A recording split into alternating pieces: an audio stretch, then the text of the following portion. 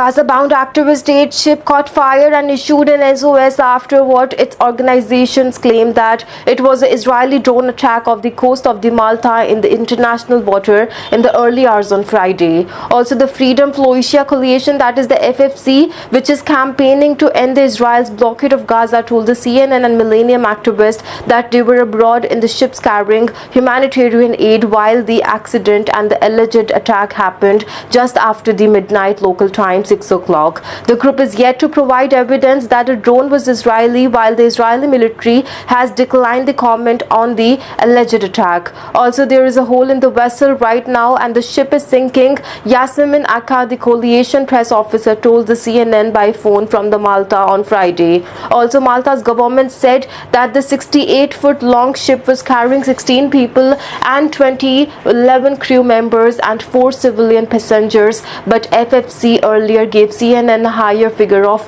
50 people on aboard the vessel. Also, the armed forces of Malta confirmed that there was a fire on a ship that was later extinguished. Also, we are monitoring the serious situation, and a spokesperson told that there have been no injuries on board. In the statement later issued, Malta's government said a tugboat has been also sent to assist the vessel. All crew were confirmed safe but refused to board the tug. Assistance was provided to support the interior firefighting efforts, the Maltese government statement said.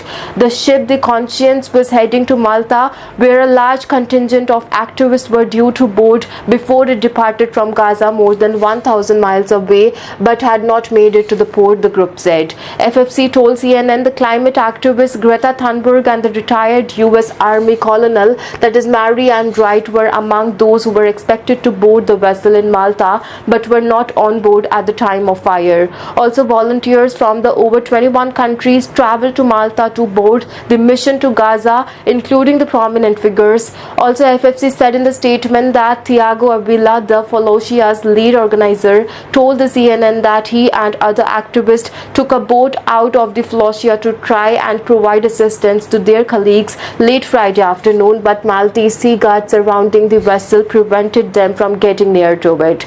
We will try to go back again tomorrow morning, Avila said. When asked by the CNN for comment, the Maritime Squadron of the Armed Forces of the Malta said that the vessels and the crew are secure and that the ship remains outside the territorial water and is being monitored by the authorities. Stay in touch with us to know the further details.